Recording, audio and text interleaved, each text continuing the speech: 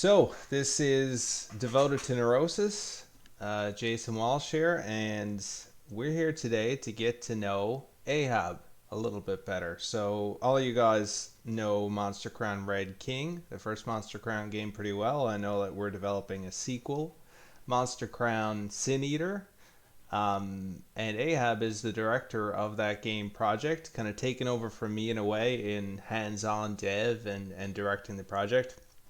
And Ahab joined us during the development of Monster Crown 1, so he was actually hands on with development.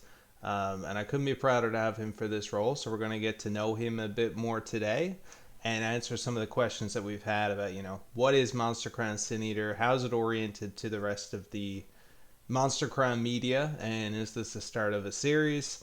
Where are we going with this?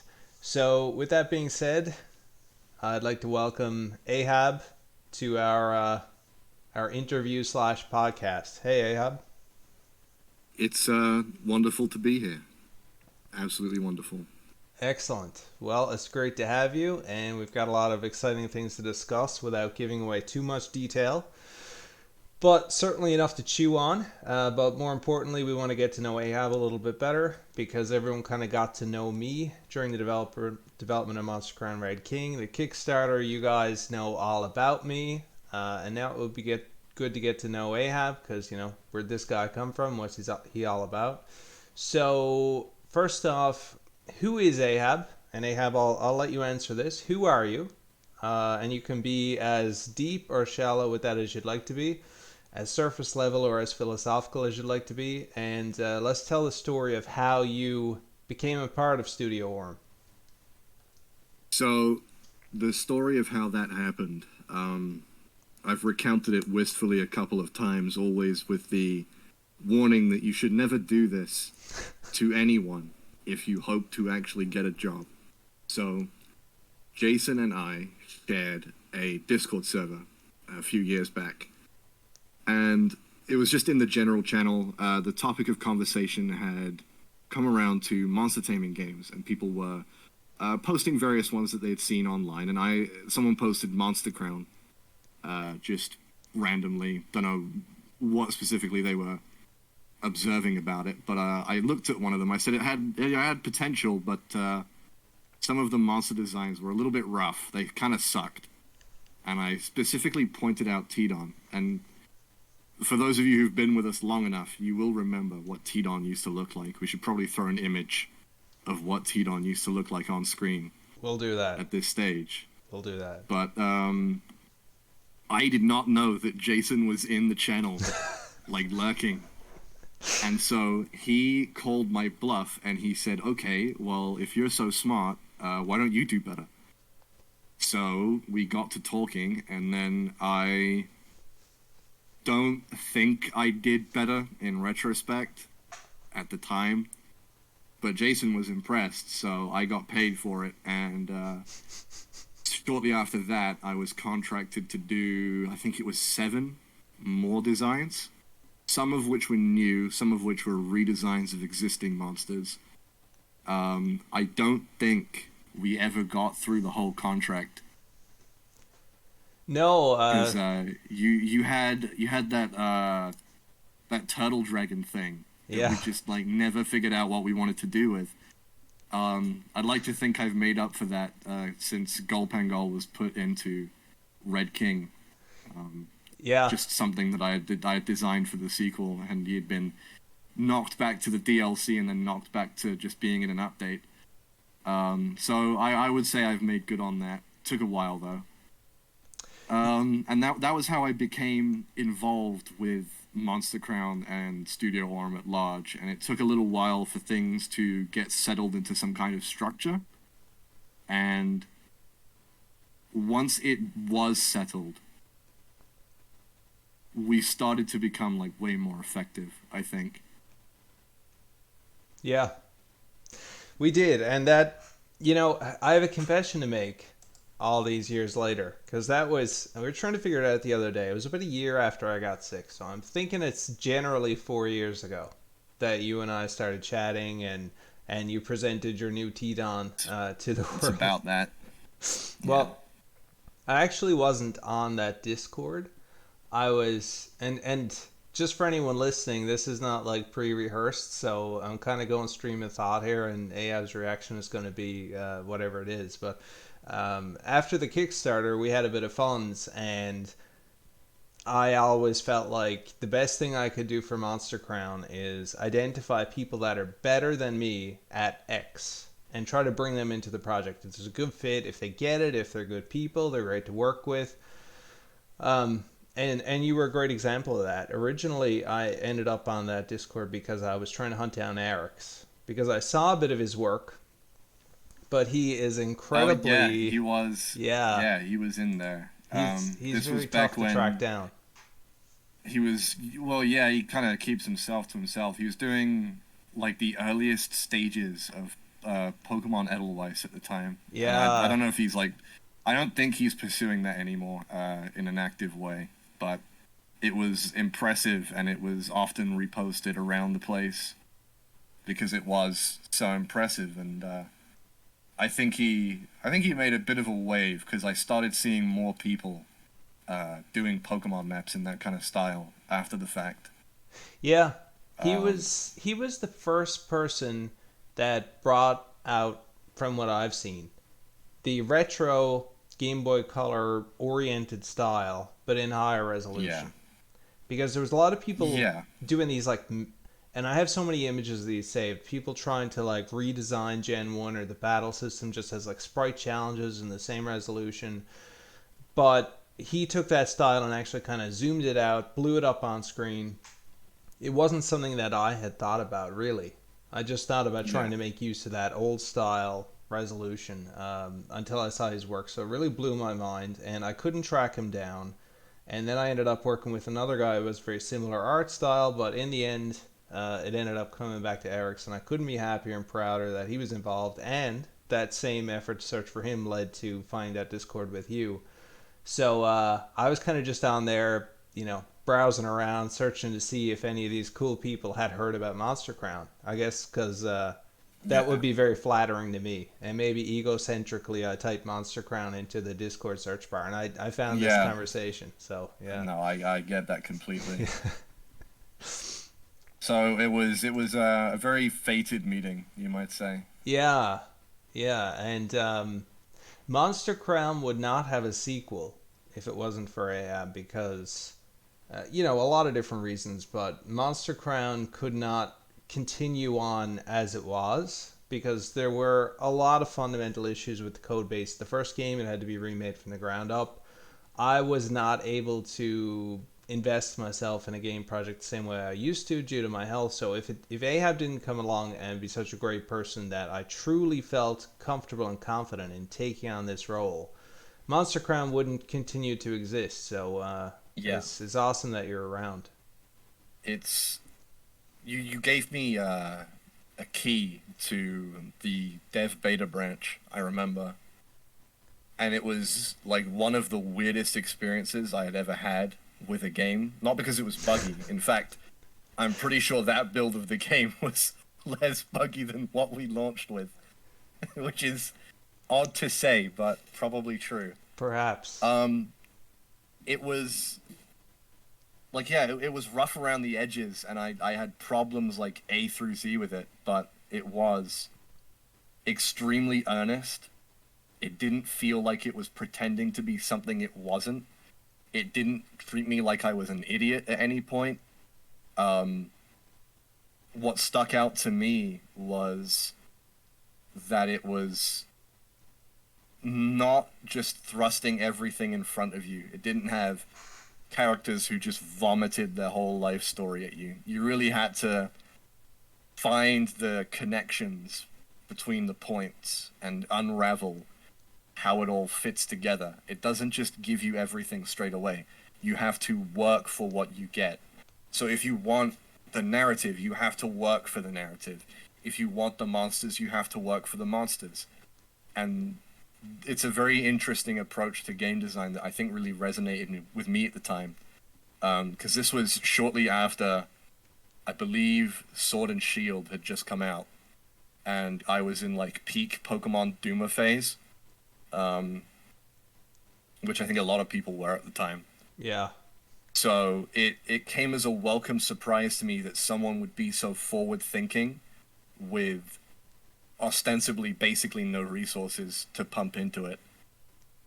Um, and I think it was from that like the earliest ideas I had about the world of Monster Crown began to germinate. And we got to talking about various things, and that was how the comic pilot started, and things sort of snowballed from there.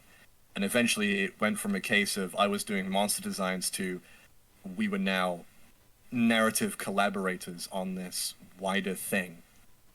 And we were adding depth to it in ways that I don't think either of us would have expected in the moment. But we're now looking at things and as they are. And for those who are on the outside looking in, you might say, well, not a whole lot's changed. It's like, well, yeah, but we've also been tinkering away at things and writing things and designing things that you haven't seen yet, and they're going to completely blow you away when you see them. We're sat on genuinely so much stuff Yeah. that spawned out of those initial conversations that we had. It was also in those conversations that I found out that we had very similar life experiences, that we had gone through a lot of stuff, and that gave us, I guess, a connection on a just on like a mutual understanding level. Like we knew what what we liked for each other. We knew what we wanted out of Monster Crown. Yeah.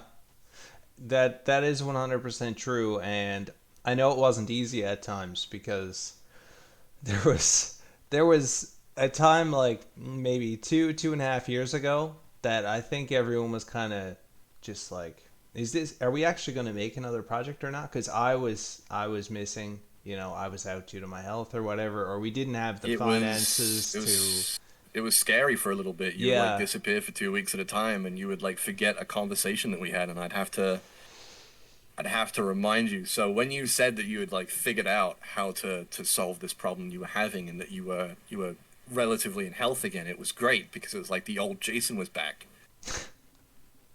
and it was a refreshing moment. And I think that was what gave me the confidence to really say we should do another Monster Crown, because at first we were like we didn't know, and then we had the idea for one thing, and it was a good idea, but I don't think it was in our scope whatsoever Yeah. at that time. Like it was a very online experience, and it was just like we can barely get battles and trades working. What business do we have doing all this? Yeah. So I suggested, what if we did something that was small in between what we are now calling Monster Crown 3, used to be called Monster Crown 2. Yeah. And this was where the Project Next name came from. And I mean, even that quickly, we have a really bad habit of like setting a scope and then just not sticking to it. We have a really bad habit of doing that. I think. It's the second time it's happened. But see, because things were so right on the edge when it comes to my being able to be there, if we could all get together and do this, the financial side of it. So you developed Monster Crown Next as like an MVP, like a minimum viable product, which was genius. And it had everything it needed to be like a tighter, smaller Monster Crown experience. But Yep. thankfully, we're able to make it its own full game experience that's just as big in scope and just as big in ambition as Monster Crown 1. So it has its Yeah. own new development while also perfecting all the important and all the best parts of Monster Crown 1. So, yeah, I couldn't be more I excited about this. Yeah, I think we underestimated ourselves in terms of how much that we could do. I wrote the whole narrative, I designed the map, I came up with all the game systems that would need to be changed, and then I thought, okay, so like if worst comes to worst, we can still get all of this done. And that's still the case. If something goes horribly wrong, like tomorrow, just apocalyptically bad, I don't know what kind of scenario that would look like, but let's just say everything went wrong tomorrow. That minimum viable product is still possible. Yeah. That's We have true. not necessarily exceeded that in the sense that we could just like take an axe to the parts of the game that wouldn't fit into that minimum viable product, that would be incongruent because it relies on other parts of the expanded scope, and just say, okay, this is it. And it would still work. All of it would still work. It would, and it's great to be in that position because we're Monster Crown Sin Eater slash Monster Crown 2 really is safe. It's going to exist in some form. Oh, yeah. It'll fill some very big shoes to fill, but it's in a point of safety right now where, and I just don't see Yeah. how something like development hell is possible at this point because we've Yeah, got no, yeah it was when you I was straight up. I was actually just like waiting for you to finish that original game design document scope. I was like chomping at the bit, waiting to get started, and I banged out the whole narrative document in like a week. And barring a couple of details, it's gone mostly untouched. yeah yeah It's so only ever gotten deeper rather than wider. So I will say there are less monsters, but every monster is now more interesting and has a better sprite. yeah and There are so many more ways to interact with the game than ever before. It even in its current, even like very basic state that it's in at the moment, it's so much better. It's so much better, and you really cannot believe how much better until you just sit down and you get your hands on it and you start feeling the tangible improvements that are being made. yeah, if someone can run around for 5 minutes in Monster Crown Sin Eater, they'll already just inherently know everything they need to know about what this Yeah, doesn't just succeed but excels in that Monster Crown 1 was lacking in. yeah, definitely. And part of that is having a concentrated team who is all on the same page. But that's probably more stuff for other questions that we have planned for tonight. Yeah. And just one note, when you say less monsters, sure, it's not a whole new decks from scratch like Monster Crown 1 was, but there are a lot of new monsters. And Yeah, with Monster Crown, plenty of new monsters, yeah, plenty of fan favorites. with Monster Crown, every new monster is six new monsters, you know? Yep. So you're going to have a ton to play with. Yeah, absolutely. And it's always going to be less is more. Use the quality of interactions between the elements rather than the number of elements there are on a list. It's very easy to make a lot of elements. It's not so easy to make it all mesh together and feel really satisfying to play, which I think we've succeeded with, and you'll get to see it too in time. Absolutely. And you have a very high standard for art in any form. Um, I don't know how much people see Yes. that publicly, but in the studio, I think everyone would quite firmly agree that you've got a standard and a bar in your head, and you're going to make sure we hit your Stick to it. own yeah your own bar. And if we can't, I don't think you'll let us release it.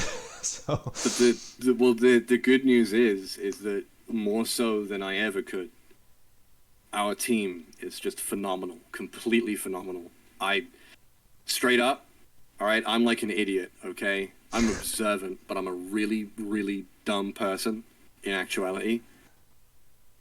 The actual team is really what keeps this whole operation together, that keeps it ticking over smoothly.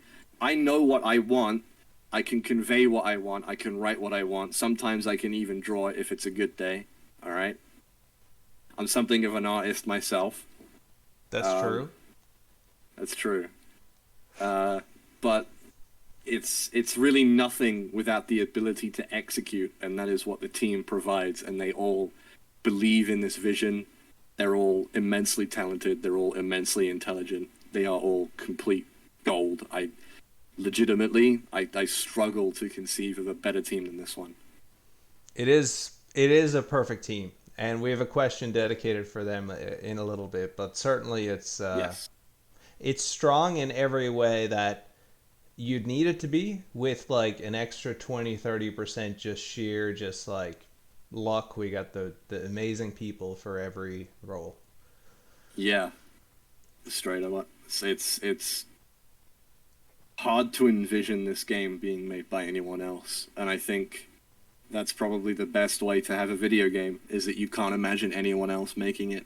You can feel the people behind it shining through, and that's very personal and it's very resonant. And that's what I felt playing Monster Crown 1. It felt very resonant to me because it felt very personal. It wasn't ashamed of what it was. It didn't pretend to be something it wasn't. It was always honest about what it needed to be, what it needed to tell you. And the rest of it was just stuff that you either got or you didn't get it. And some people didn't get it. I wish more people got it, maybe, but maybe it's best that they didn't. Well, Monster Crown Sin Eater will have all the same things Monster Crown 1 has regarding depth and things you can dig into, but I think it's doing a hell of a lot better job of making things clear for the more casual player that were very obscure in Monster Crown 1, the equivalents. Like if you're a big fan of like hunting down lore in like Dark Souls games or something, I think people like that will enjoy this as well. Because there's the surface level narrative that you can enjoy without having ever played the original, and then there's also a lot of stuff bubbling underneath that you really need to dig into. Absolutely. We should probably hit the next question, I think. So, next up, we've got... What was your first Monster Taming game? And is that also your favorite? My first Monster Taming game, probably like basically everyone else, was a Pokemon game. It was Pokemon Silver. It was my brother's cartridge, which he sold for a RuneScape account. You don't get stories like that anymore. You really don't. My brother was a very entrepreneurial sort. He was very motivated, still is extremely motivated. If money was on the table, if he could make it, he would do it, and it would never bother him. He used to sell World of Warcraft accounts. He would set up scripts and leave them on while he was at school, and he would come home and he'd make money that way. It's can't really do that anymore. Doesn't really happen. Nowadays it's like cryptocurrency and everything sucks. Horrible. Yeah, so Pokemon Silver was the first one that I played. I'm in the UK, so we used to get these games extraordinarily late. Like, Pokemania was a good 2 years, like, lagging behind the rest of the world. So what year was it that you got your hands on Silver? This would have been, like, 2004, probably. Wow. Yeah, I mean, 2003, in North America, everyone was playing Gen 3. Yeah, well, I think over here, Silver released in 2000, so it was a good little while. Gotcha. And we weren't particularly well off either. It was three of us kids and mom, and so it was really a case of just making good with what you had, right? You didn't complain, you didn't piss and whine, you just enjoyed what you had. And honestly, it's probably a good thing. Let me interrupt you real quick, because I just can't help but go off on this tangent. What was your mom's impression to hearing your brother making money from RuneScape? Because that's money from the internet, right? Like, that was kind of new back then. Well, without going into too much detail, she was just glad that it was his money. Okay. She respected that's all that. There was. That entrepreneur That's all there spirit, was to yeah. it.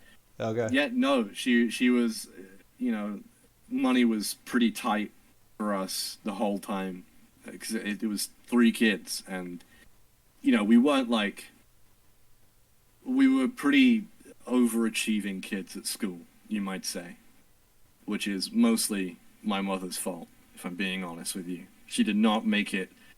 She didn't make it easy for us to coast, which is only ever a good thing. So we were taught a whole bunch of things. We were reading and writing before we hit school. We were taught how to properly use a computer, how to take one apart, how to clean one. Wow. All of this stuff. So we were very much encouraged to figure things out for ourselves and learn how to do things the right way, as opposed to, mom gets home from work and you don't bother her for the rest of the night.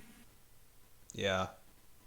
He also happened to work at the primary school all three of us went to. Wow. So she would get home at basically the same time as the rest of us until the other two hit secondary school. Wow.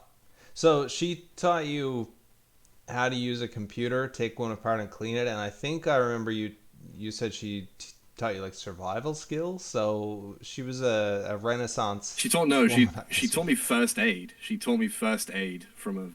She was insistent that we all knew how to do it, and there were I don't think you were allowed to take like the course to do it in primary school. But when it came to like when you have to do it in secondary school, everyone has to do it in secondary school. Everyone has to do it at least once. When it came time to do that, I already knew what to do because I'd already been taught how to do it. So first aid was really easy. She ran the local Cub Scouts group. She was Arcala from the Jungle Book. I don't know if you're familiar. I that don't. Was how, I'm not real familiar with it, no, unfortunately. you No. don't fuck with Rudyard Kipling, huh? That's crazy. I saw Okay. the commercials a lot on VHSs of other Disney movies growing up. That's about it. Yeah, no, it's yeah. So she was Arcala. She was the one in charge, and I used to go to Cub Scouts every Tuesday at the local church, and we went camping a few times, and I learned some stuff from her about how to like stay warm if things go really wrong. I also learned a lot from the scoutmaster for the next age group up. His name was Peter, and he was incredible. He taught me a lot too. Stuff that came in handy in the most bizarre points of my life. But I'm dead serious. If you have like a kid or something, send their ass to scouts, okay? They will find a way to use that knowledge in just the stupidest, most bizarre place ever, and it might save your life at some point, because it sure as hell saved mine. Wow. Which is insane to think about. So it's knowledge that sticks with you your whole life.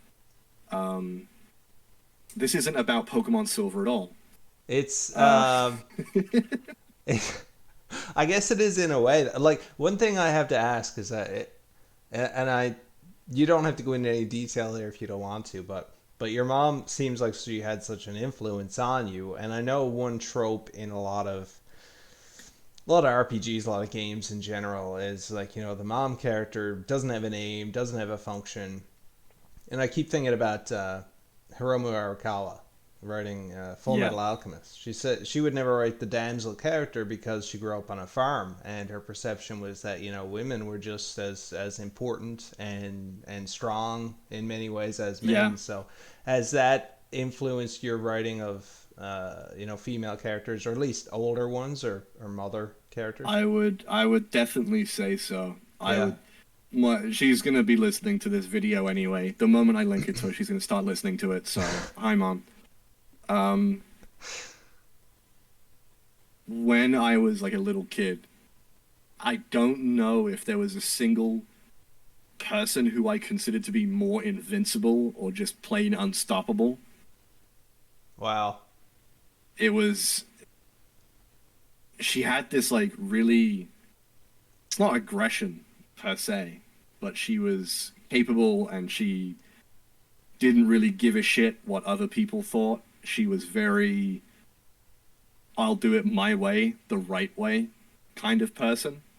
And shortly after we moved out of London, she stopped working to look after her fiance. And she sort of simmered down in the years after that. But those years of my life, when she was like that, definitely left an impression on me. But looking back, I don't know if that's a sustainable way to live. I think to a point you're burning the candle at both ends, and she definitely was burning the candle at both ends for us kids. And while I may not have understood all of her actions at the time, looking back as an adult, I can say quite confidently that there was very little she could have done different that wouldn't have been worse for Yeah. all of us. And I think for some people there is like that resentment element to their parents because they don't understand certain things that were done. But you just have to try and understand. And if you don't understand, then you have to try and forgive, is what I would say is the most important thing. Because you really do only get one set of parents in your whole life. And I think wasting that time, getting yourself worked up over things that happened potentially years ago by now, it's not really useful to anyone, least of all you. Yeah. Yeah, that makes sense for sure. Um, so you didn't answer the second half of that, which I didn't say is I didn't say. Okay, am I allowed to give an answer that's Monster Crown, or am I not allowed to? no, because then you're a shill and Okay, a bot and okay, AI. then I'm okay. Yeah, then I'm the company man through and through. Yeah. Dead Okay. internet I theory. was. Yeah, it's yeah. So if I'm not allowed to say Monster Crown, which is my earnest, genuine answer, then it's Pokemon Blue, which was my second ever Monster Taming game. See, We had both cartridges in the house. I just happened to be attracted to the silver cartridge, I suppose. That was all there was to it. I still have it somewhere. It's in a box. There's a bunch of boxes to my right. It's like a whole stack of them. It's in there somewhere. Still I works. Never needed to replace the battery in it. I so badly wanted that sparkling carriage, but with gold and red for Monster Crown One.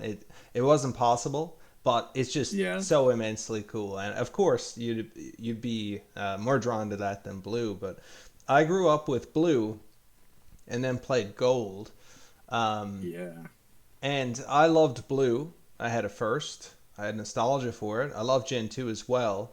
I'm wondering how you play Gen 2, then Gen 1, and still prefer Gen 1. That seems not what I'd expect. That is like a really it's difficult to convey without going into like a 3-hour spiel about the specific design differences between the two. I don't think Generation 2 is a linear improvement to everything that Generation 1 does. I think it's more polished, perhaps. It's less buggy. And it's more in line with what you would say is the standard of future games. But I would not say that it's the best road that they could have taken, and I don't think that it adequately follows up some elements of that first game. And it's those elements that aren't followed up in Red and Blue that's what makes it better for me. Interesting. We'll have to talk about that a bit more in the future because I'd love to compare notes on that. Next up, we've got back on the Monster Crown topic, especially now that you've mentioned it as your favorite game that you're not allowed to mention. Do you do you see Monster Crown Sin Eater as a sequel or more of a reboot? So the way I see it is, I mean, is it one or the other? The answer is yes. It is both of those things at the same time. The sequel part is kind of self-evident. It's Monster Crown 2. It follows up in either big ways or small on plot points that were set up during the first game. On the count of the reboot, I really can't say. It would be spoiling the game rather directly. Yeah. And I'm not entirely confident people will get it even when it comes out.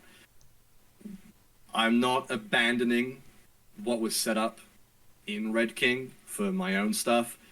If you look closely at what happens in the narrative of Sin Eater, you will find that it follows up near enough on everything that happens in some form or another. And it's up to you to put the pieces together in the same way that the first game wanted you to put the pieces together on all the characters and the events that happen outside of your immediate view. So you have to put the puzzle together. You have to create a framework for understanding what happens and why it happens. That's a great answer. And me and you both know things about Yes. about this story that I don't think people will truly appreciate for a few years. Oh no, yeah, it's After Monster Crown Sin Eater releases. something that should probably be made very apparent right now. The game that we call Monster Crown 3 now internally was numbered as 2 before. This game is written with elements of that in mind. So while Monster Crown 3 is not amazingly developed in terms of narrative complexity and depth and so on, we do know what we want out of it. So this game has been written with that one in mind. It's open-ended in some regard. That doesn't mean, however, you won't be able to perhaps think about what that game might feature, or think about how all of these things connect together. Because once that releases, you have a trilogy of interconnected stories, separate but equal in many ways. Yeah.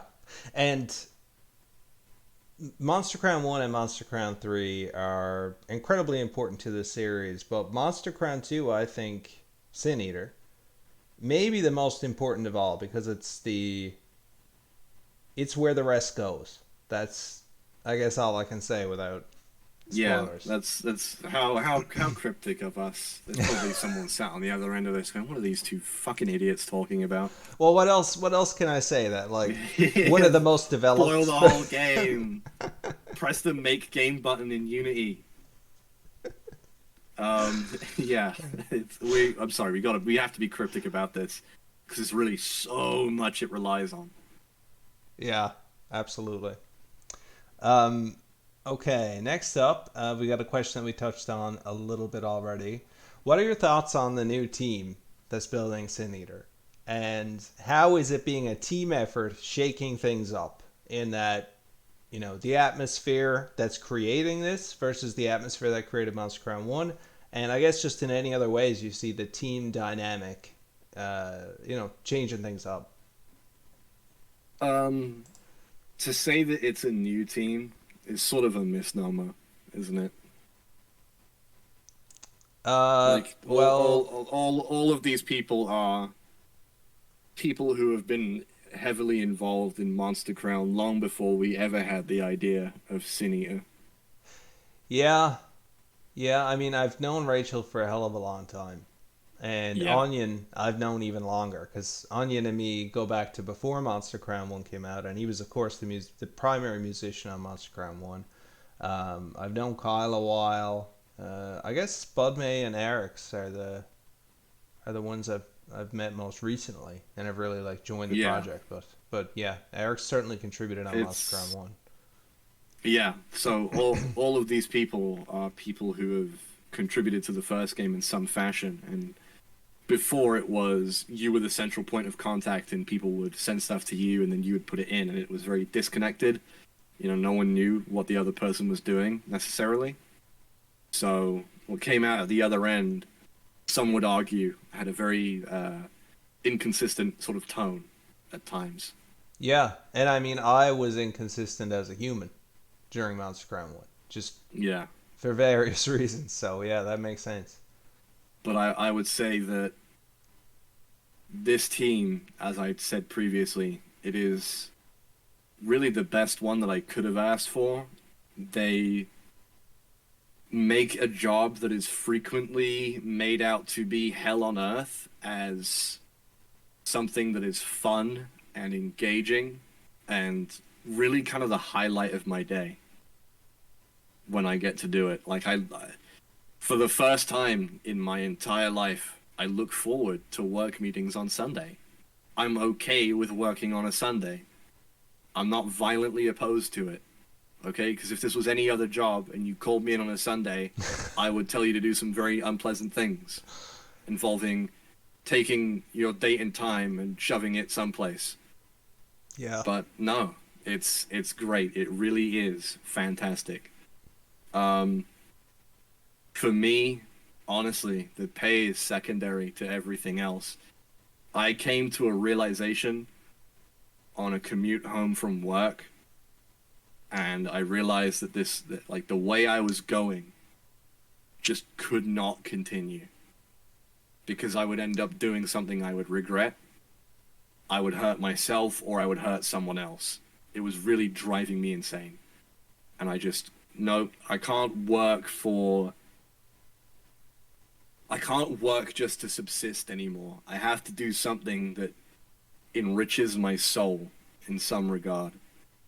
Because I've spent so long not doing that. I have to do something. I have to be someone.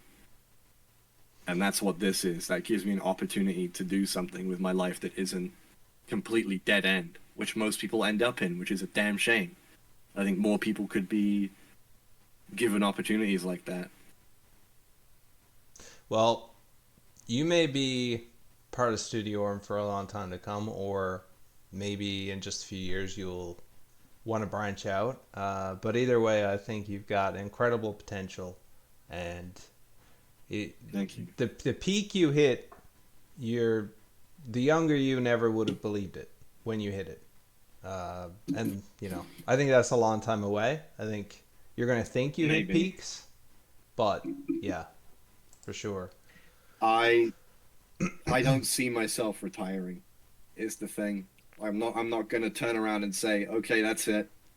I'm not making anything else. I'm retiring." Cuz I get the itch, man. I get the itch to do something. I'm not the kind of person who can just say I am retiring. You have to tell me to take days off. All right, I scroll up like twice. Yeah, you should take a couple days off entirely. I did not do that.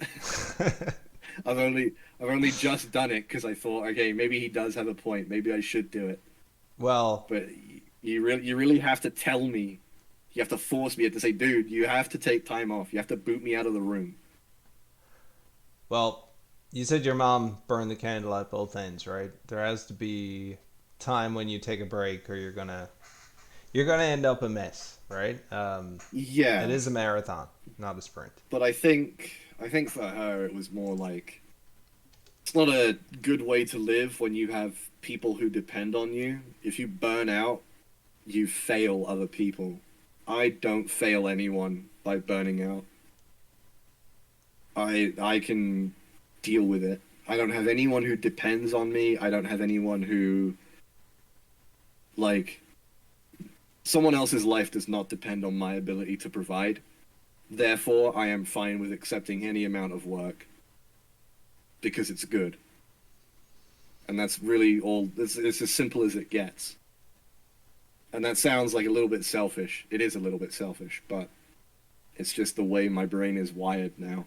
I can't Well, get it out. I would argue that maybe it's not selfish enough, because if you imagined a guy that worked with a saw and he continues to use that saw, and well, if the saw breaks, whatever, I'm only letting down myself. But you are the saw, and if you don't look after yourself, you're going to let down future you, because you won't be able to saw wood anymore. You know what I mean? I guess, yeah. That's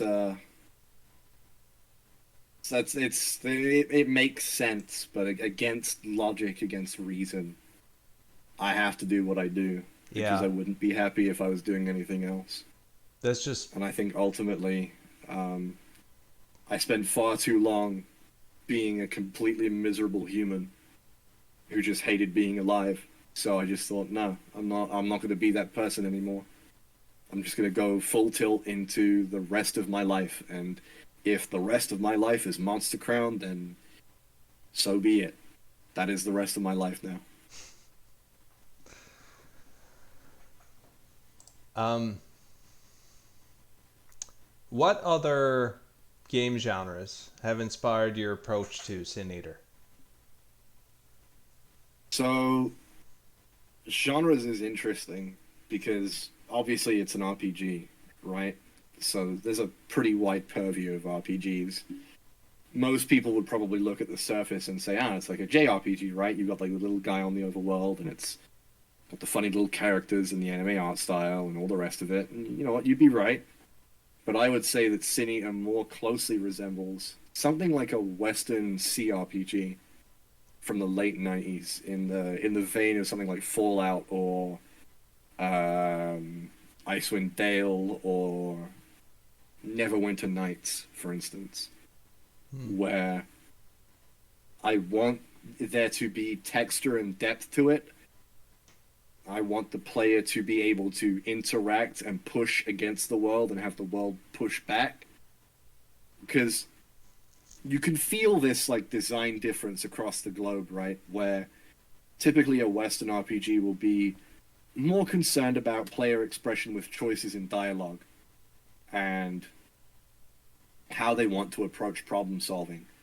And you can see this in even stuff like Mass Effect, where they give you very simple but still very different dialogue options that allow you to navigate certain scenarios or moral quandaries in different ways. They probably shouldn't have color coded them.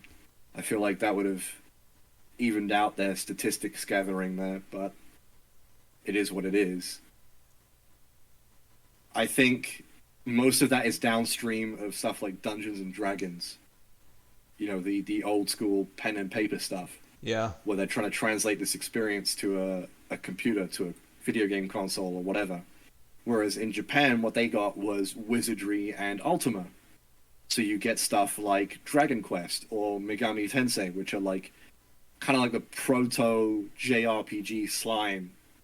And then as they refine this idea, you watch as different people have different ideas about what Japanese RPGs are, and it creates a very distinct flavor.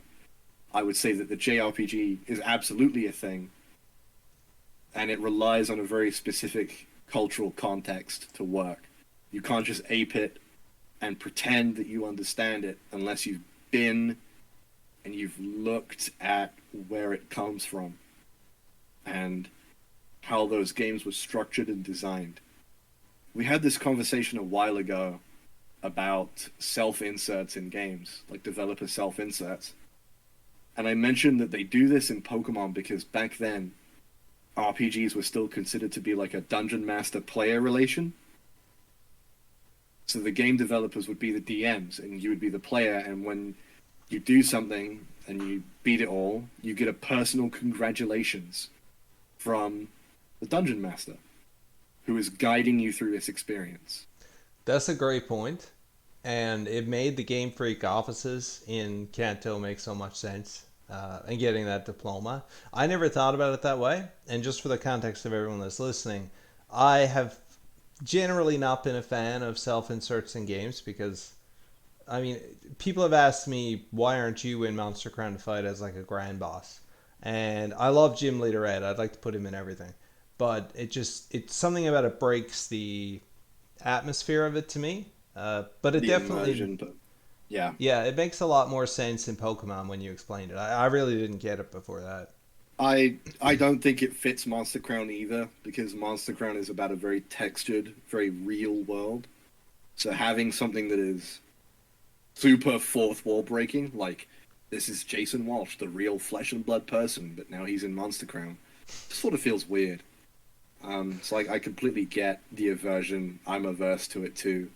I'm not averse to it in every case. I think there's a time and a place for it, like there is for most things.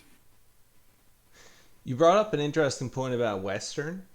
I don't mean East versus West, but like Westerns, like cowboy Westerns. My dad always watched those growing up, and that I never had Oh God, I never yeah. had an interest in them myself. But there's something to Monster Crown that you must have picked up on as well. It just seems so inherently like there's some Western cowboy feel to it. I don't really know where it came Yes, from, but it yes, just fits. yes, yes. Um, I used to visit my grandfather, and I'd stay at his, and we would wake up at like 6, 7 o'clock in the morning.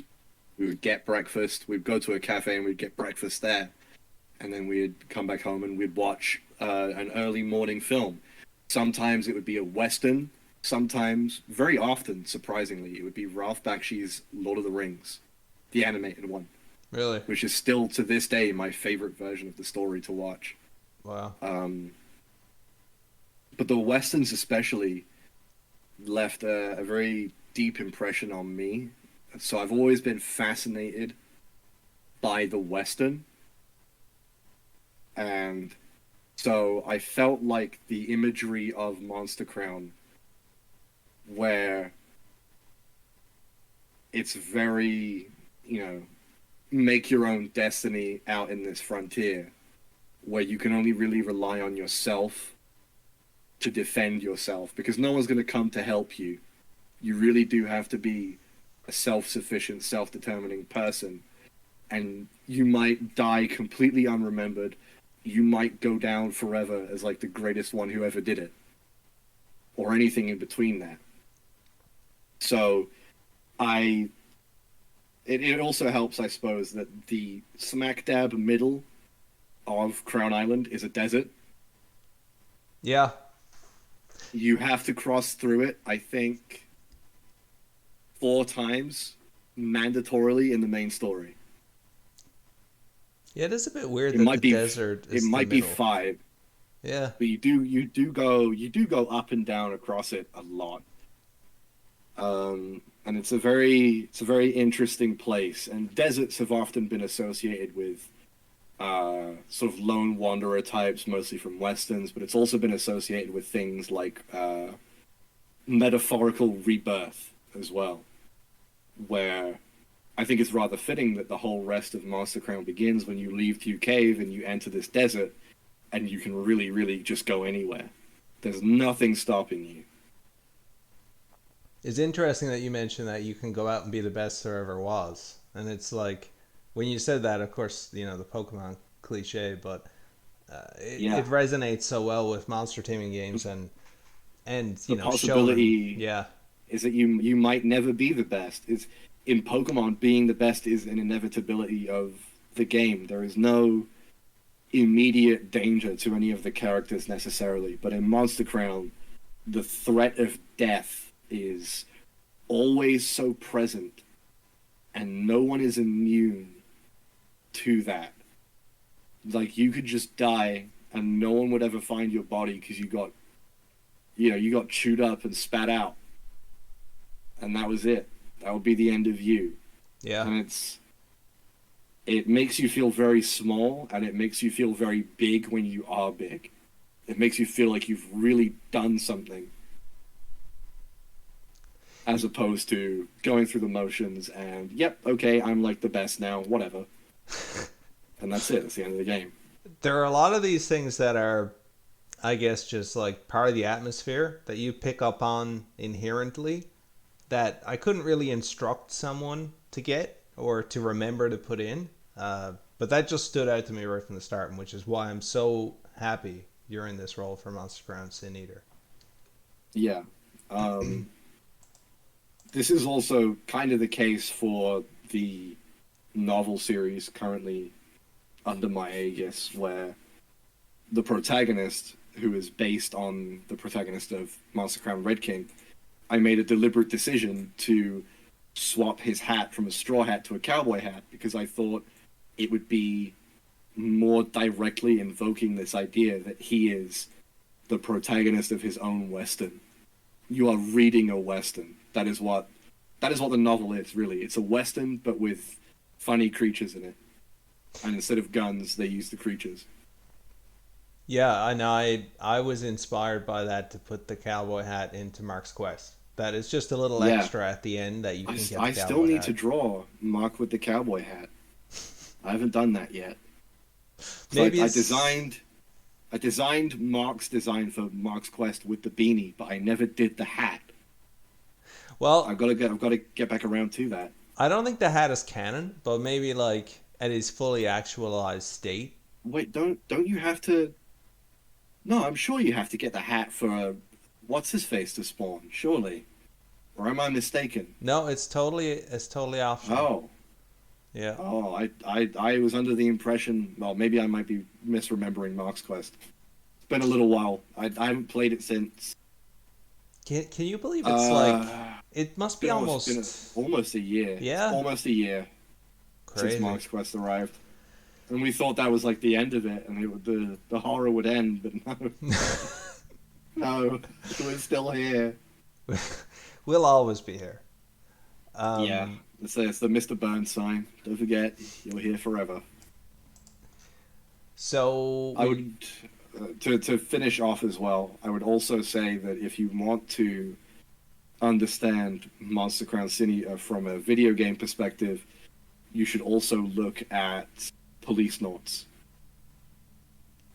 which, if you don't know what Police Noughts is, it was a Hideo Kojima game. You should try to find a translated version of it on whatever system takes your fancy. They're basically all the same. So it's The Police Noughts is very important to what I would say is like the artistic DNA. interesting. I'm not familiar with that. Is that like astronaut, police not, N-A-U-T? Police Noughts is a game. I mean, it's like Space Cops, basically. Yeah, But I it mean, takes just place in like a space colony. how's it spelled? Police Nauts. Okay, all right, yeah, gotcha. Very interesting game. Strongly recommend it. What's It's like a point and click adventure game type thing. what system is it on, or PC?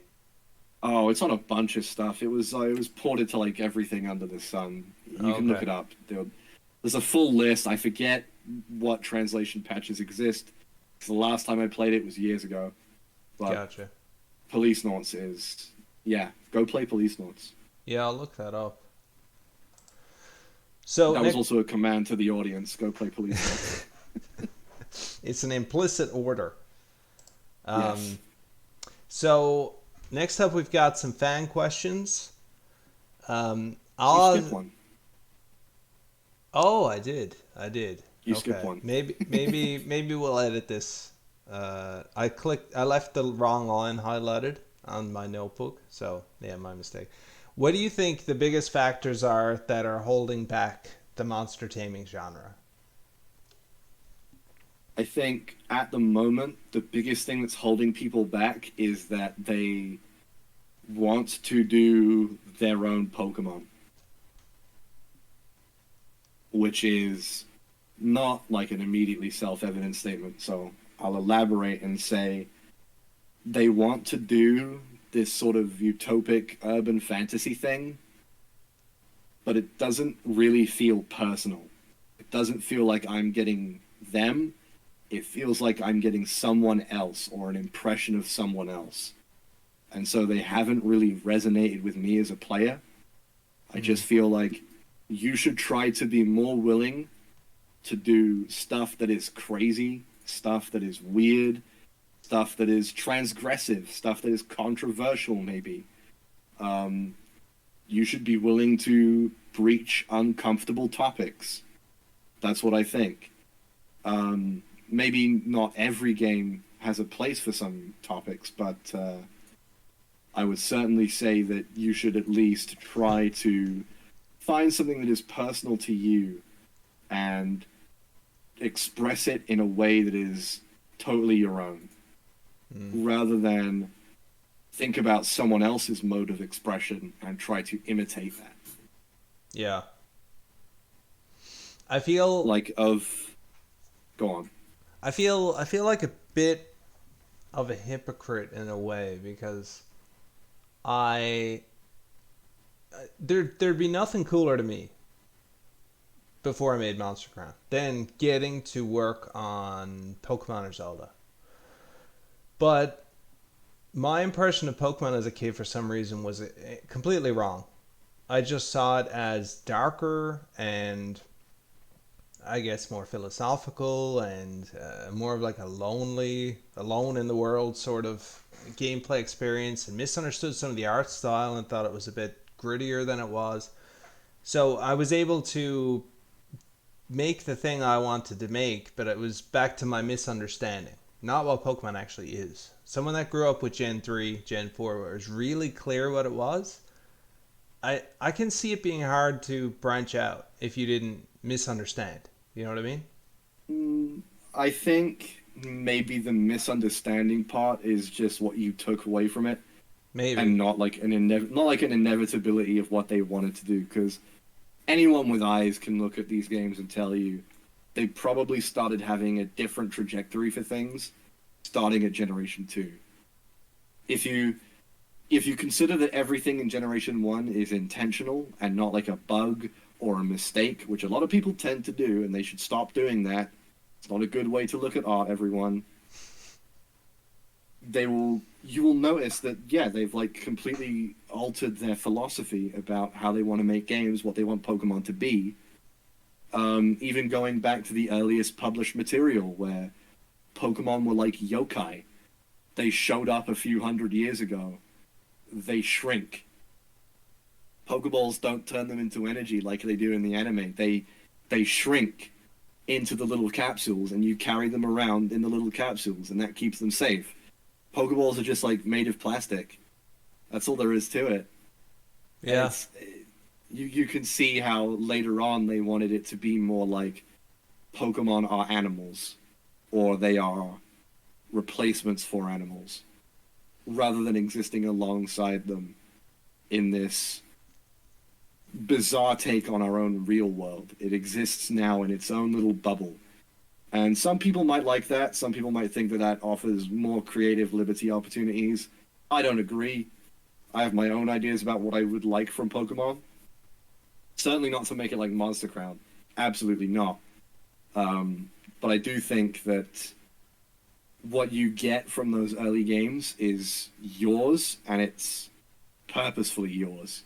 They wanted to leave that open-ended for you. Because it's about being a kid. It's about looking at the world from a kid's perspective, where everything is really small. So it's the same kind of thing that they did with Mother 1 and 2, which shares a lot of DNA with Pokemon. Creatures Inc. was also Ape Inc., the developers of Mother 1 and 2. So that helps. You bring up They definitely had this idea about, like, youthful experience and the value of being young and having that young perspective. you bring up interesting points about taking themes from it, and I guess I've always been kind of a bit of a navel gazer, and you know, you get lost in your own head and your own long-winded thoughts that you don't really ever say to anyone. They're just in your head, like daydreaming. But I guess what stood out to me about Pokemon was the themes, and I guess they evolved in my head over time.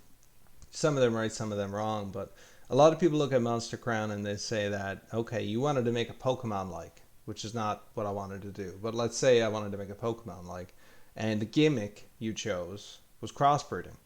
But that, if you can take the themes that resonate with you, like what you said here, and everyone's going to have a different menu or array of themes that take from it, and you choose the one or two that genuinely get you the most excited and go deep on them and make a whole concept, whole cloth, like about the crossbreeding. That was so immensely satisfying for me to make because it's something I didn't feel like they actually did enough with in Pokemon. And I didn't try to imagine what Pokemon would do with it.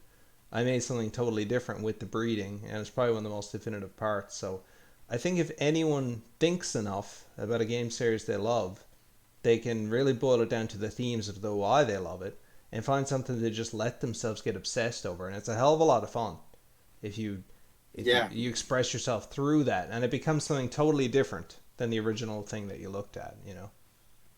absolutely. Yeah. And I would say to everyone who is making a monster taming game right now, I want you to open the project, like a Unity project, Godot project, Game Maker project, whatever you've got. And I just want you to look at it for about an hour and really think, will people feel me in this? Will people be able to point at that and go, this person made that? I can feel it. And I think if you're an indie developer, that's really what you should be doing. All of the best indie games, all of the most successful indie games are absolutely, unapologetically, completely undeniably the biggest creative voices behind them. You cannot have Undertale without Toby Fox. You couldn't. It wouldn't even remotely resemble the same game. All right? If you feel as though that you are a completely interchangeable part of the process, you need to get into a mindset where you make yourself an irreplaceable part of that process. You need to put a piece of your soul into that. And that's when people will see your talent and your ability shine through under that context, because now they know that's what you can do, not what anyone else can do.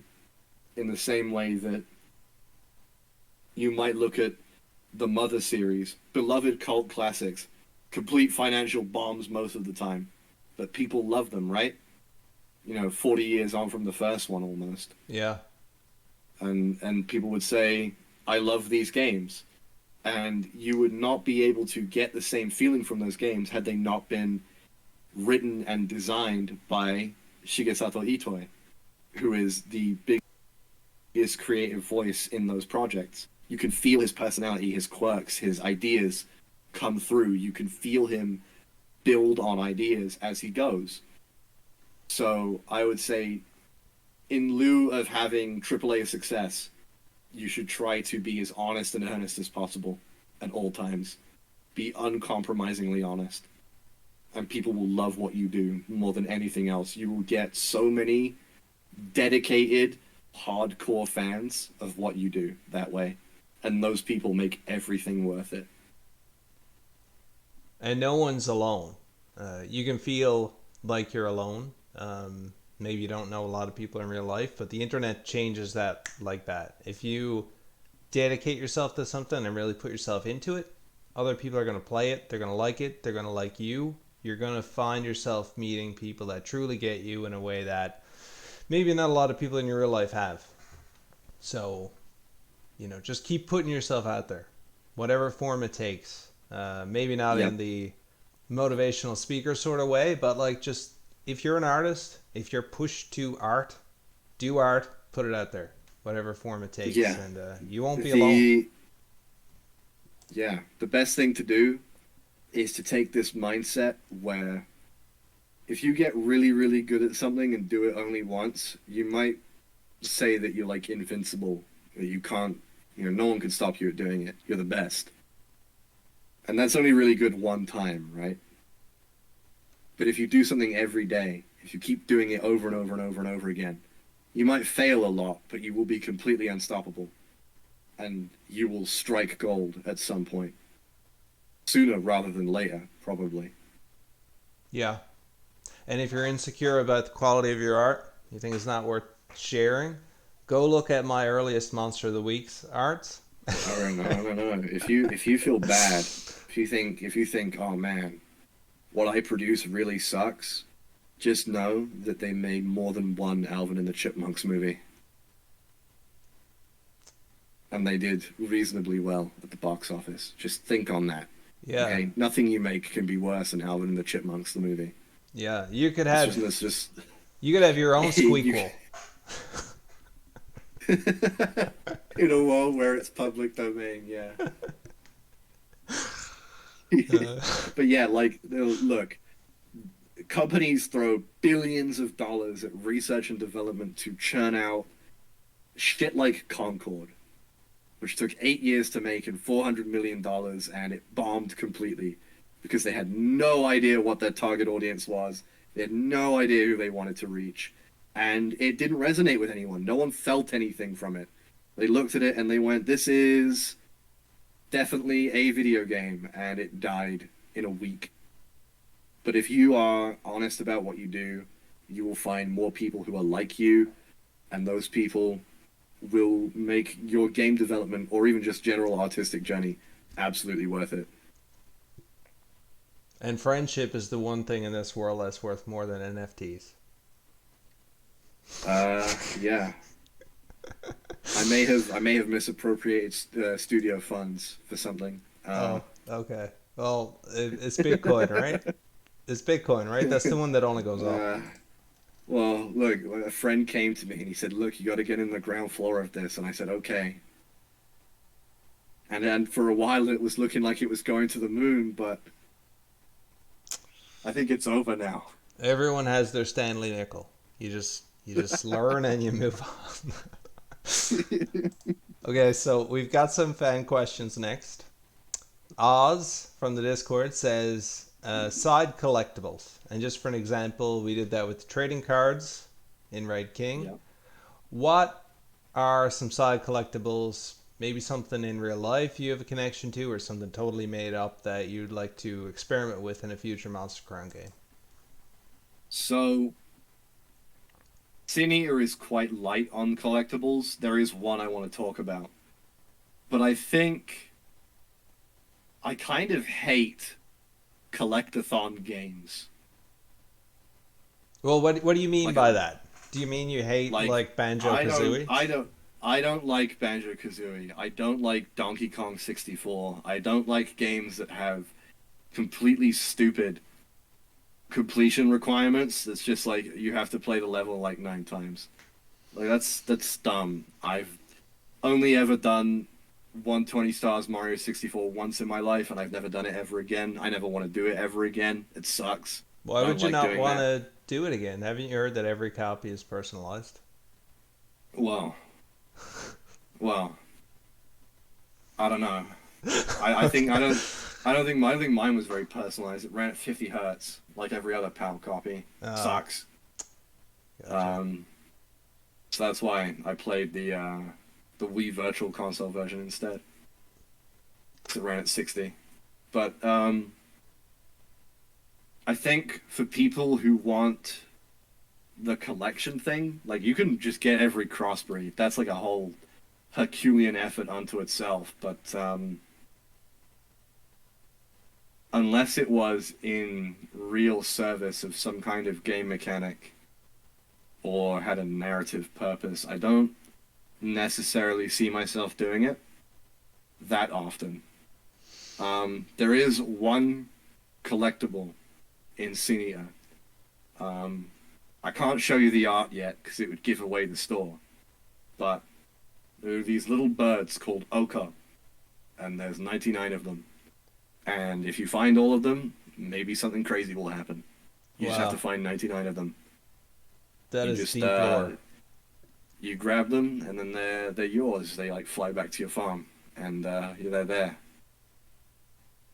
Well, Maybe something will happen. Maybe nothing will happen. Maybe you wasted your time, and maybe you should just play the game like a normal person. Yeah, you ever think about that, huh?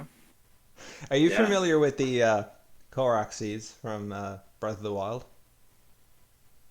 Oh god, those are in Tears of the Kingdom as well. You know, I only did like 2 of those, and then I cashed them in, and I went, this is completely fucking asinine. I'm never doing this again. I have more than enough inventory space to do anything I want. I'm not doing this ever again. I'm the 'Cause same it's as just you. Because it's a complete pain in my ass. People who do all the Korok seeds, like, who hurt you? see, that's the difference Do you though. have like, do you live with someone who loves you? I hope so. So my fiance, she collected them all, and I hope she lives with someone Oh that my loves her. god! But I was about to say. I sure fucking hope she lives with someone who loves her very much. Good God. but I am like you that I would never pursue the Korok seeds. But Yeah, no, I would do every shrine.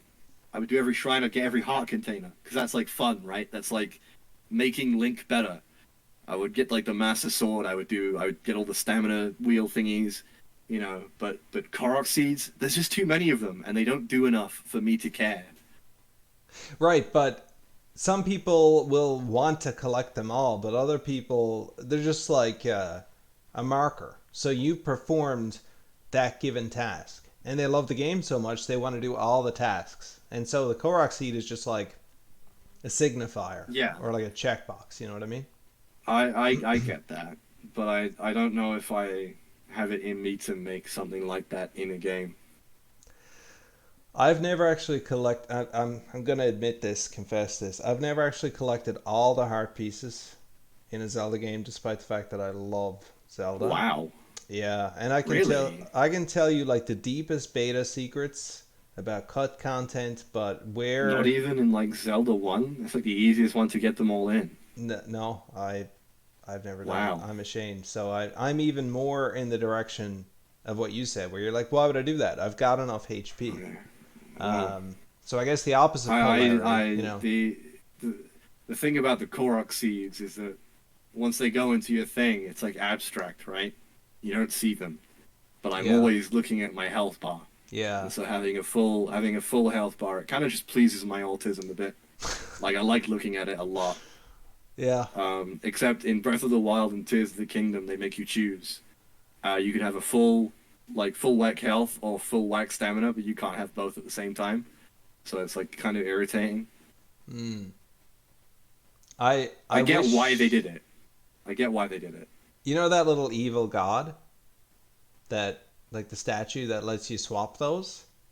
Oh yeah, yeah, I wanted so bad for them to do something more with that because that's such a cool concept, right? A dark counterpart to Hylia. Like, yeah. No, well, you have to interact with him to get one of the heart containers. I think he's required in Tears of the Kingdom.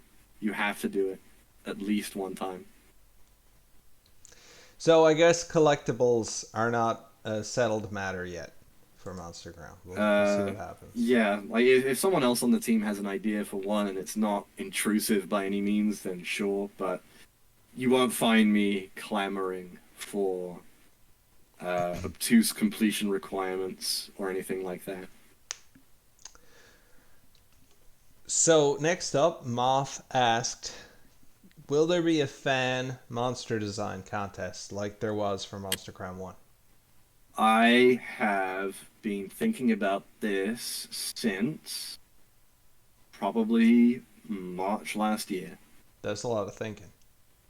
Well, it's a lot of thinking, yeah, but the problem is, of course, is that they're on the outside and I'm on the inside, and when you're on the inside, you can make monster designs for the game, and they'll fit, right? Because obviously you're the one making them, right? You know everything there is to know, so there's no ambiguity about what is required of you. But I think that the average person probably does not have the necessary information to make an informed design in a contest like that.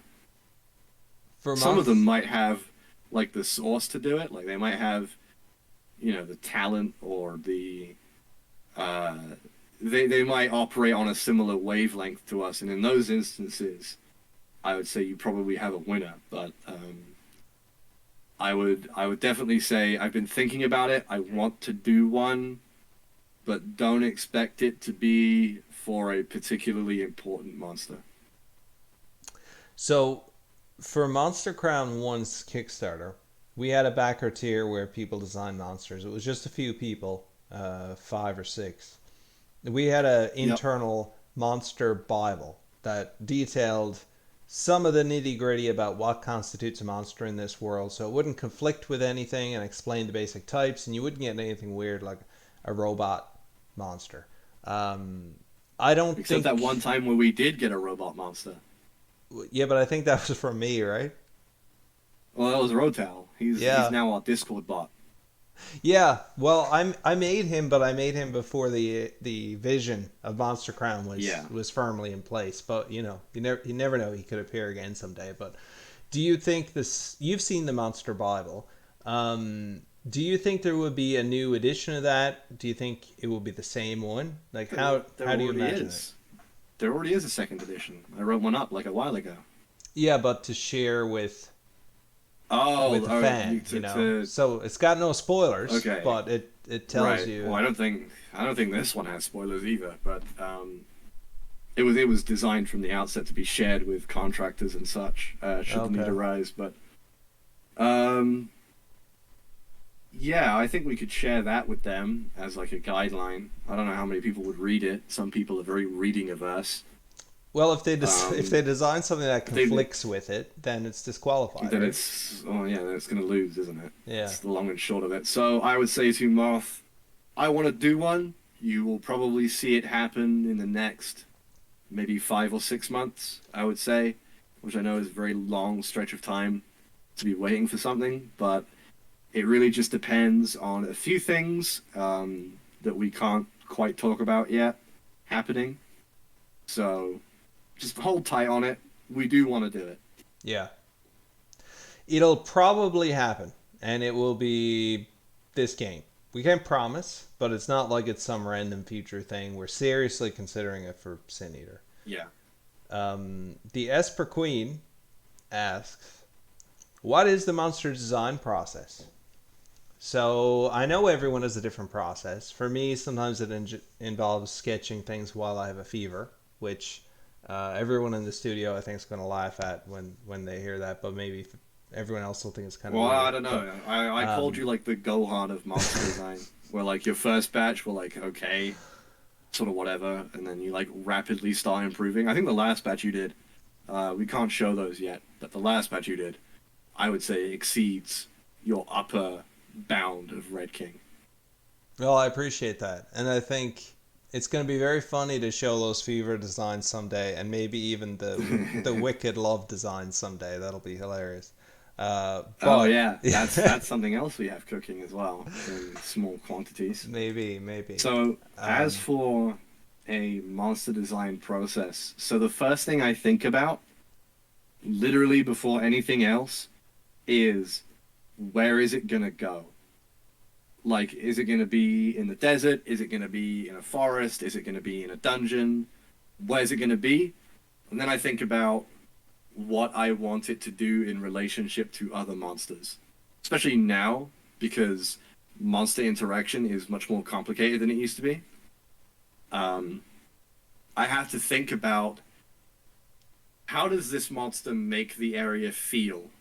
How does it tangibly change the area? Does it fit here? How does it relate to the things around it? Is it a predator? Is it prey? What does it eat? What does it get eaten by? Um, then I think about, that sort of comes at the same time as thinking what kind of body plan I want it to have. So like a quadruped, or like a snake, or a bird, or a dragon, or what have you. So I think about that. And it's then after that I think about sort of its appearance, which is after I've already hashed out all of the functions, I think about appearance. So I might say this monster needs to be a herbivore quadruped. So I will look up references for bovines, for horses, for things like that. And I will use those anatomy references along with basically just stuff swimming around in my head to come up with something. For monsters that are more mythologically inspired, I try to think about taking the most recognizable traits of that thing and looking at how it relates to the overall art style of Monster Crown and making it fit into that without losing too much visual information that you can't immediately recognize what it's supposed to be. I think the name of the game sometimes is you should look at that thing and go, oh, that's that.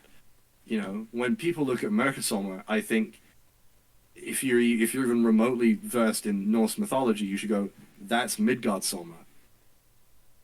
Because that's what he is, right?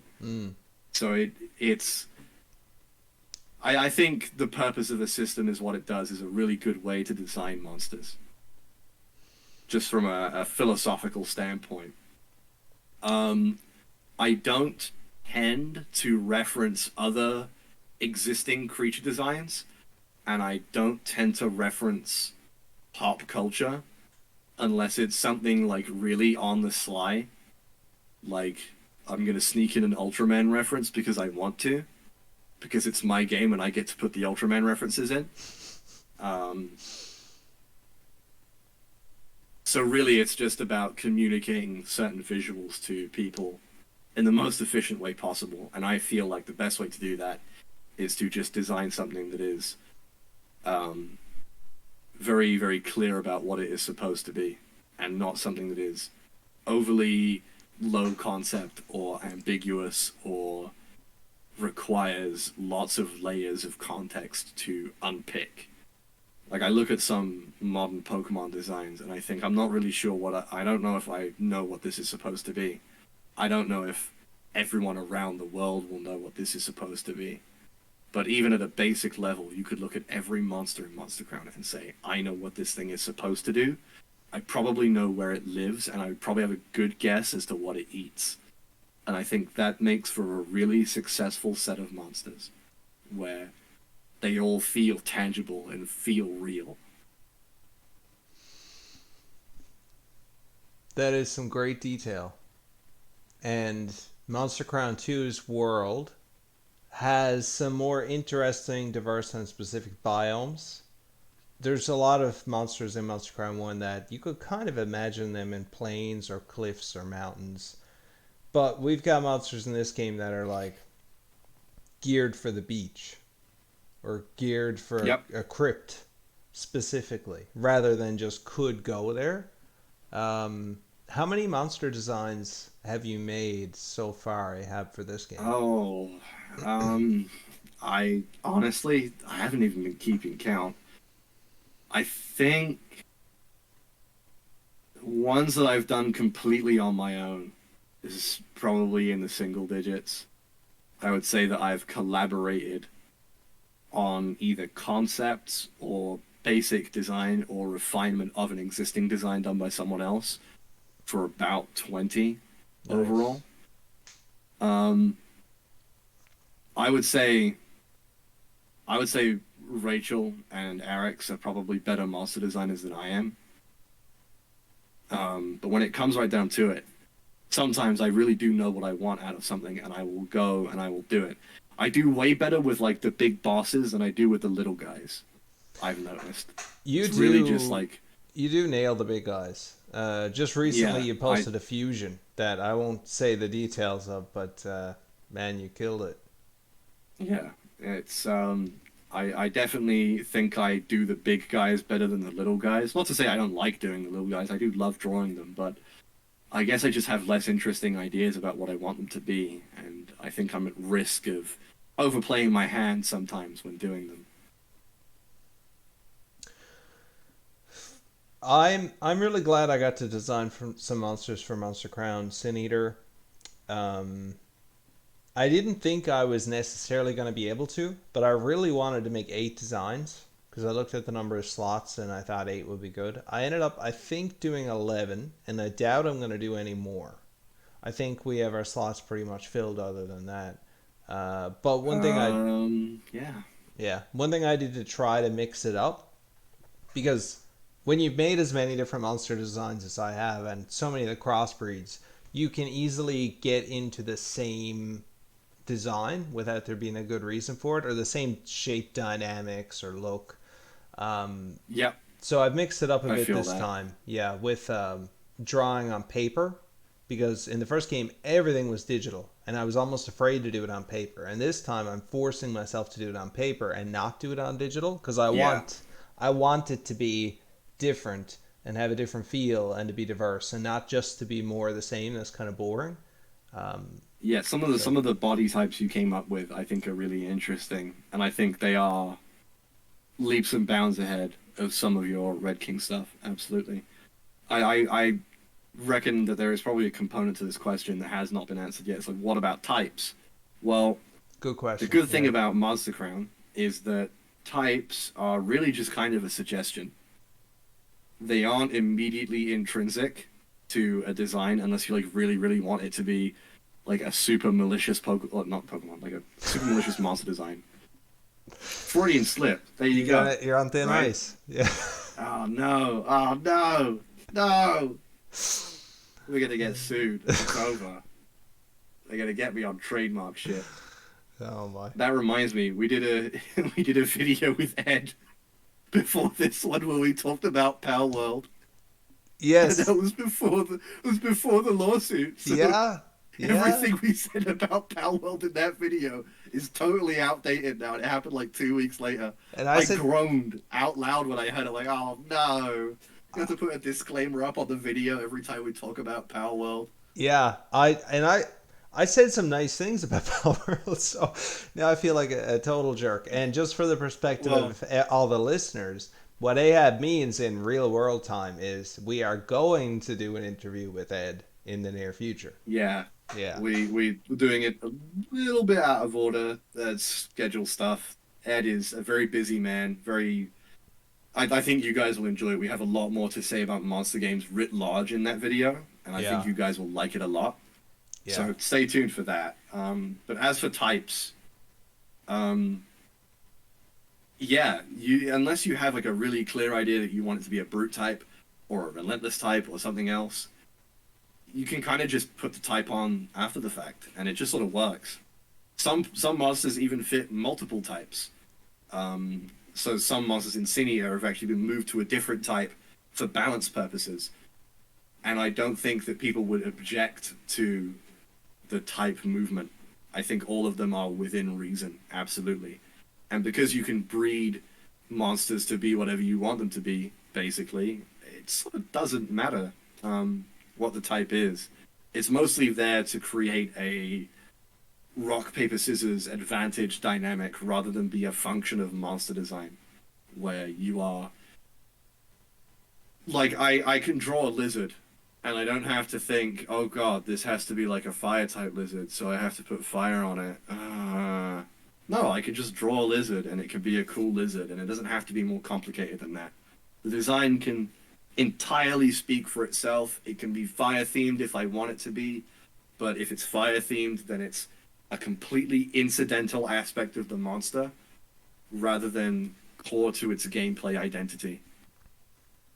That's another great thing I love about the freedom in Monster Crown as well is we can make a volcano and not have it mean all your water types are going to hit level Yeah, 80 and all your grass types are going to hit level, yeah, HP 0. and that's yeah. And I suppose a very salient criticism. Some actual like published reviews of Monster Crown have noted this that sometimes the types do feel a bit arbitrary and that you can't immediately acquire a type based on what they look like. And well, that's why we do provide the type on the battle screen for you, and we do tell you what move will be super effective. It's in service of that. It's not like you have to memorize a chart because there's no challenge to memorization, right? You just memorize 5 things. Yeah. Anyone can do that. But I think that it's part of making the battle system more engaging, where you can go, okay, we can safely tell you this is what it's weak to. You can use this, but it might not be the best thing for you. There might be a trade-off to using this move. Like even recent Shin Megami Tensei games,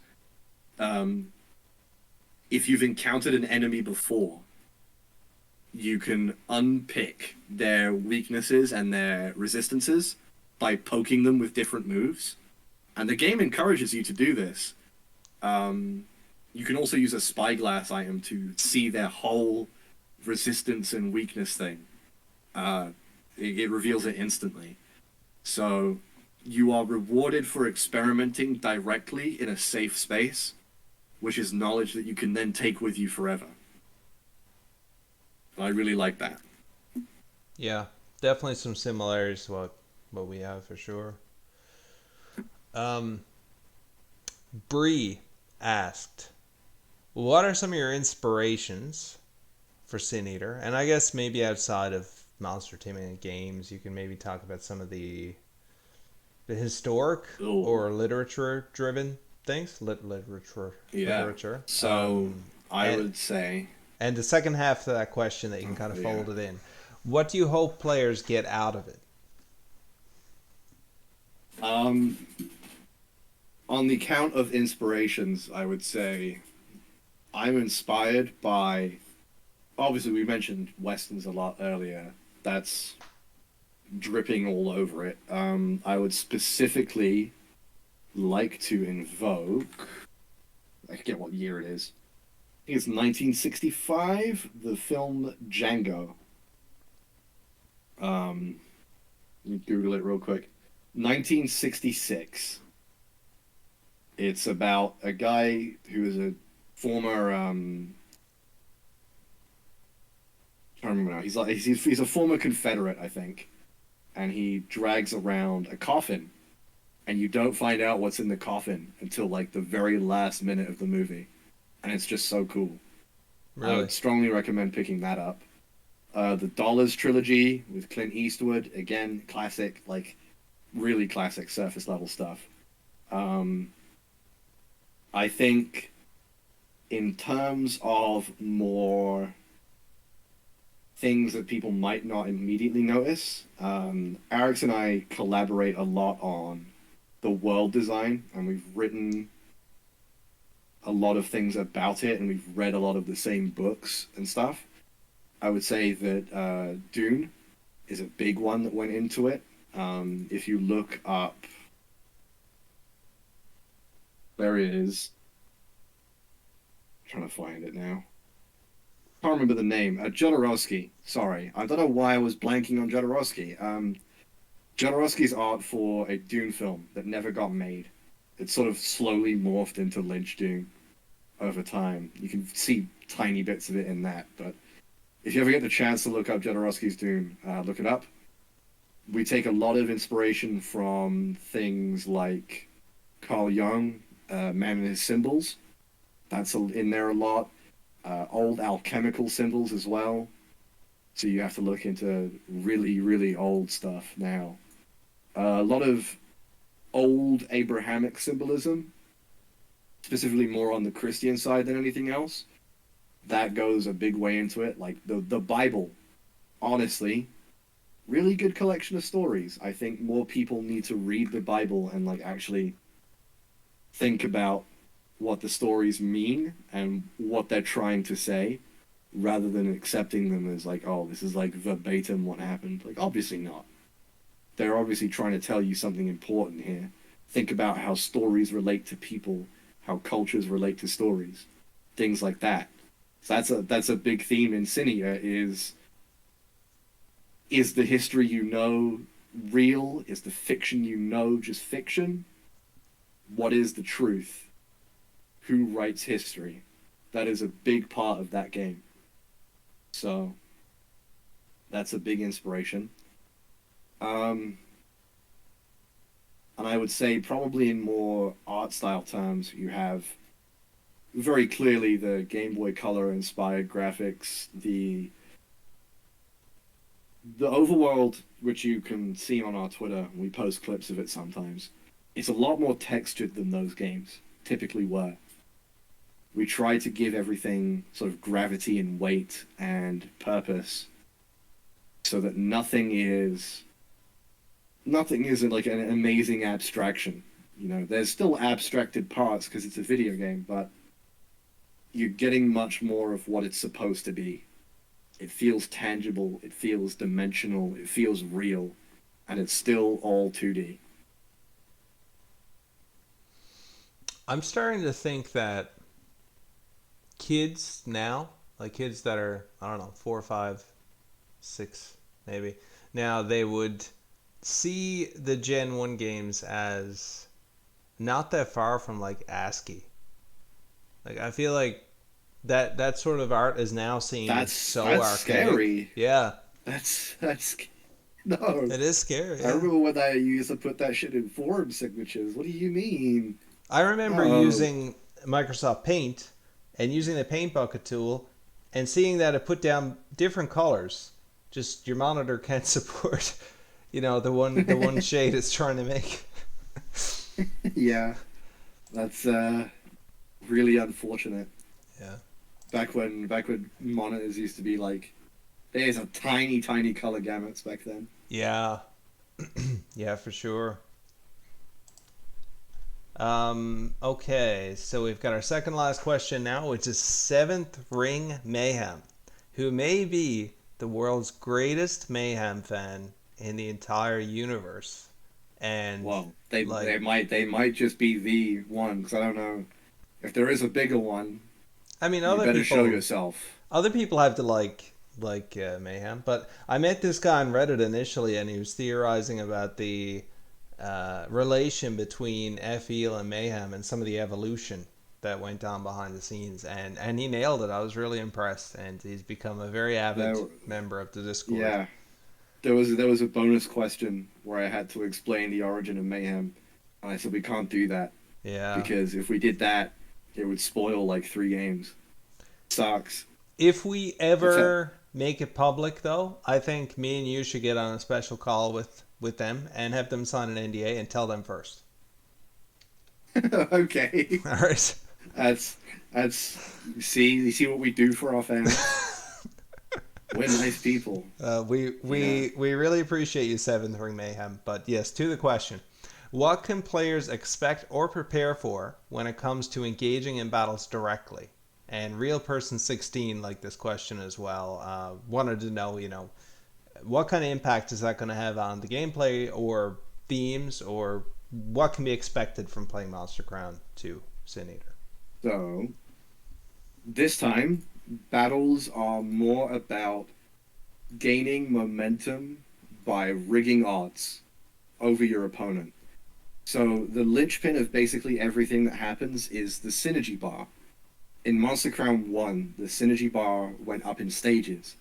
And what happened at each stage felt kind of arbitrary until you hit the full bar, which would initiate a crown transformation, which would turn your monster into the most advantageous type against its enemy. There'd be like a big glowy effect, and then Pokemon ripped us off with terastallizing completely.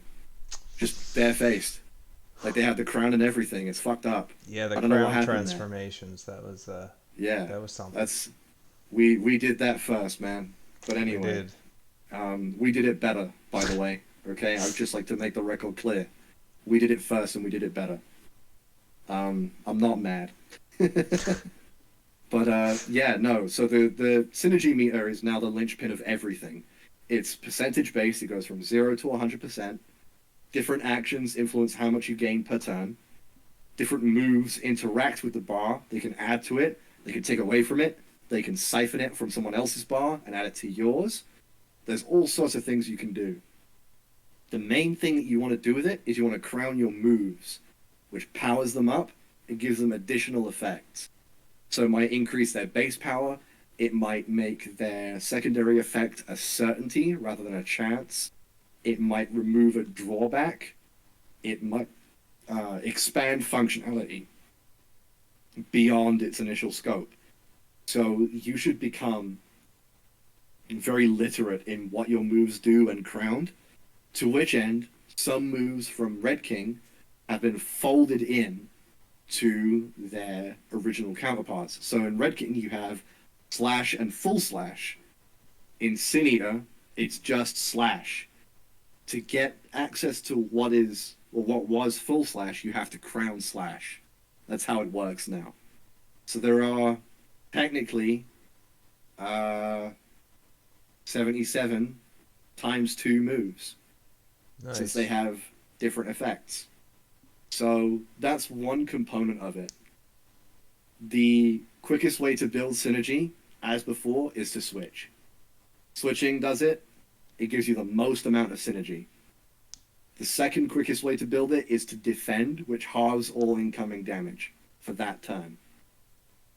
Then it goes attacking, which is it builds the least amount, and then using an item which builds even less. So the idea is that you want to be somewhat balancing your actions out so that you are dealing damage, but you're also building meter. Some monsters have traits that make them easier to build meter with. Some monsters have traits that make it harder to build meter with. So you have to balance that in breeding as well. With buffs and debuffs, you have to slowly chip away at bosses, very specifically the non-tameable bosses of the game. You have to chip away at them. You have to create a situation where you can really start hitting them hard, rather than just throwing out your strongest attack forever and ever and ever, and then their HP goes down eventually. Very boring, but that's the way it was in Red King.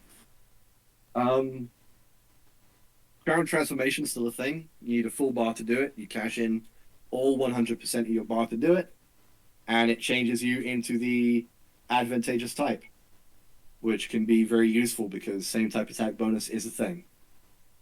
And it will also change, obviously, your resistance as well. So you might want to do it because you want to resist a certain attack that the boss is throwing out that's making your day very difficult. The second and probably most important, I would say, revolution in how we approach battles is that the tamer character can now be part of the fight. So, ordinarily, in games like this, when you lose all of your monsters, when they're all knocked out, you would black out and you would return to the last town, last healing point, what have you, that you went to. Sin Eater is not like that. In Sin Eater, you have capacity for 8 monsters that you've tamed, and then your tamer character. If your tamer character falls in battle, that's game over. They're dead. You have to reload a save. And this is true of all boss fights, of all wild battles. Those are deathmatch battles. So you really have to be careful. For friendly battles, just between tamers, nothing serious, you can't participate in those. It's just monsters. There is a distinction between the two. You have a gun. The tamer character has a gun, which honestly doesn't do a whole lot because a lot of monsters just sort of shrug off bullets. Again, Pal World, we are not. Guns are probably the least efficient way of defending yourself against anything larger than maybe a Primagon. And even then, if you tried shooting a Primagon in the head, it probably wouldn't do anything. It would probably, like, ricochet off. Mm. So, you have some small means of defending yourself. The tamer character has a high enough speed stat to where they would be able to feasibly run away from a lot of things if they needed to. So it's not like game over if you end up in a situation where your tamer character is out. You just have to be prepared to run. There will be ways for the tamer character to become a more active participant in combat, but I'm not going to tell you how that happens. That's a surprise. That's the future details, but there's a lot of thought and focus has gone into it. It was something that was originally planned for 3, if I remember correctly, and I said that we should probably do a very scaled down version of that system for this game. So having a tamer in battle was an inevitability of what we were doing. It's just that this is like a trial run to see how that interacts with design, how we need to adjust it, whether or not it's worth having a tamer character be persistent as well as a monster, or have them just be a single one-on-one party member like everyone else is. Lots of interesting ideas. Absolutely. And there is so much thought going into this battle system in general. It was a big weakness in Monster Crown 1 that the battle system was just not as tightly defined and set up with as much features and functionality and great, just strategy gone into the battle system. So I'm really excited about this because it's going to offer like 3 or 4 higher dimensions of battle than Monster Crown 1 ever saw. To be clear, he's not talking about 3D. We had someone else make this mistake earlier, where they thought we were talking about 3D. And I'd like to make it clear, I'd love to do a 3D Monster Crown, but if you want to give us the money and the time and the staff and the resources to model, rig, texture, and animate over 1,200 models, be my guest. Because that's the only way it's ever going to happen. That's the economy of scale for such a thing is absolutely insane. It's the reason why we're still using 8-bit sprites. There's no getting around the breeding system being a limitation for graphics, but we have to make it work anyway. Yeah. I don't mind it. It's not like I hate the style. I love it, but it's like we make the art style around the mechanics, not the other way around. Yeah, that breeding system is like a time bomb that if anyone else ever owns the Monster Crown IP and tries to go 3D with it, it's like a self-activated dead man switch that'll get you. Yeah. And some people have been wondering, like, will the breeding system make a return? That's a question I've been asked as well. Really? Yes, absolutely. The breeding system is absolutely foundational to Monster Crown. It is like The one thing that you are going to see in every single one of them, come hell or high water, every single one of them is going to have a breeding system in it. Whatever form it takes, it will be there. You can guarantee it every single time. Yeah. Otherwise, it's not Monster Crown. It's something else skinwalking as us. That is 100% true. Even if you saw a Monster Crown platformer someday, there'd be crossbreeding or fusion elements to Yeah, it. I've even thought about like a Monster Crown like racing game where you like smash cars together to like pass down parts to So new cool. cars that get made. Like there's so many ways you can apply it. We should trademark it and get really overly litigious whenever someone makes something similar. I think that I would be think really cool, don't you think? that's an incredible idea. And of That would course, make us really really popular. I think people would really see things our way. You know. well, I think if we trademark bullets causing damage and True. we trademark cars colliding into each other, we can pretty Yeah. much pull in all the profit we need from like the A field character producing a firearm, yes. So like and Call of yeah, Duty, you buy Call of Duty, we get point 0.2 cents. yeah, You do yeah. Battlefield, Gears yeah. of War, Halo, you name it. Gears. Why am I saying Gears of War? Like Gears of War has been relevant in the last 15 years. I was playing Gears of War in middle school. That was like the last time I remember anyone playing Gears of War. What am I doing? But How has it been that long?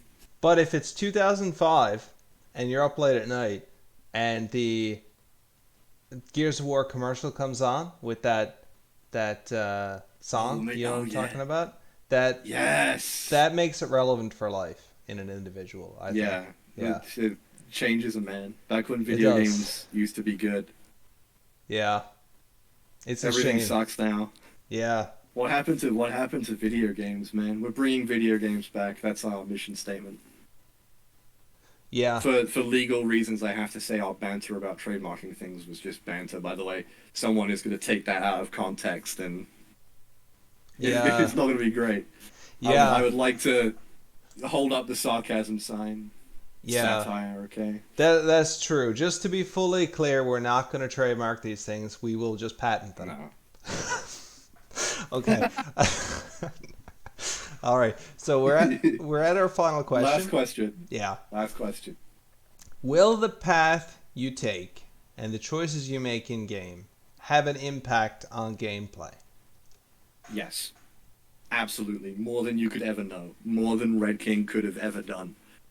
There will be changes to the way you tame monsters. There will be changes to the way you participate in fights. There will be changes to the way you navigate the world. There will be changes to the way that the game ends as well. There will be changes to, in one highly specific case, and under any other circumstance, I'd be like, no, we're not doing this because I like people to be able to get every monster. There is one monster that you can actually lock yourself out of if you're not careful about how you approach things. So you need to be pretty careful. And if you're going to go which monster, you'll know which monster when you see it. It's really something that you can't, like, mess up without knowing beforehand that if you mess up, it's gone. You're Yeah. not getting a second shot at this unless you saved before you went into the fight. Which, we've all played Pokemon. You should be saving before you go into these fights, okay? Yeah. Like, that's common sense, I feel. Yeah, it is. But yeah, it is just one monster. That's it. It's the only one you could ever be locked out of as the result of your action or inaction. Because that's the other thing. You can miss stuff by not doing stuff, and it can lock you out of things later. And the actions and paths you take in this game are a lot more nuanced and a lot more Yes. various than Yes, Monster it's Crown. not pick David, pick Aber. It's two very difficult choices, two, three, four difficult choices. Every time you have to make one, you have to decide, do the benefits outweigh the consequences? Is this aligning with what I think is a good idea? Do I want to actually do this? And I think what makes choice-based games so enduring when they're done correctly, that is that the choices are ambiguous in terms of whether they're good or bad, and it spawns a lot of debate online, and it sticks with people because your choices to an extent reflect your worldview, right? Which is sometimes a very good and sometimes a very bad thing, because there are some times where people tell me that the Legion in Fallout New Vegas is the best idea for like a post-nuclear civilization, and I have to sort of like side-eye them, like, okay, bro, right, yeah, okay, you know, I'm not going to talk to you ever again, but sure. I don't think there'll be anything quite like that. I try to, at the very least, make all of them palatable to someone, and they are all things that I would do, probably, under different circumstances, which may or may not be worrying if you look into it too hard. Yeah, there's some interesting choices. I've thought a lot myself about what I'd choose. I think I told you already what I'd choose. Yeah, you Maybe did. maybe I'm a bit too much of a black and white person. Um, Maybe I need some more shades of gray to make it a little bit harder to choose. But I would be happy to go on any of those plot lines because they all have really interesting things that come from them, and I'm sure I'm gonna Yep. play more than once and make several different Yeah. choices. As for the overall ending, there is there's an undercurrent throughout the story. You either find it or you don't find it. If you find it, the final climactic showdown goes one way. If you do the opposite, it goes the other way, right? So there is no post game. The game will not launch with a post game. I should probably make that very clear now.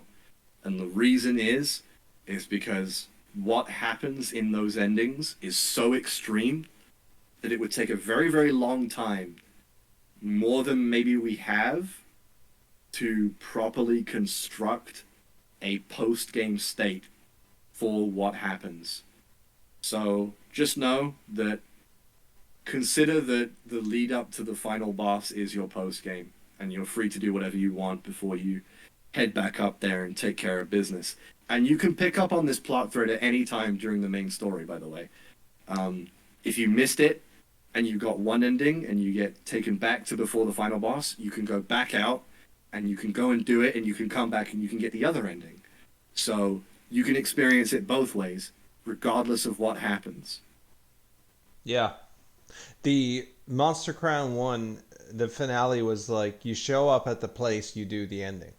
This is like Yeah, the ending is its whole saga, kind of like it's almost. Yeah, not like you a temple or a dungeon, not like a big quest where you don't get any break to save. It's just I don't know how to describe it, but I it's a would whole wager chapter. that the average player would spend maybe upwards of 30 to 40% of their time in the final dungeon. There's just so much to it, and it's not like just one thing. You're not looking at the same walls and the same floors the whole time. All of it's different the whole way up.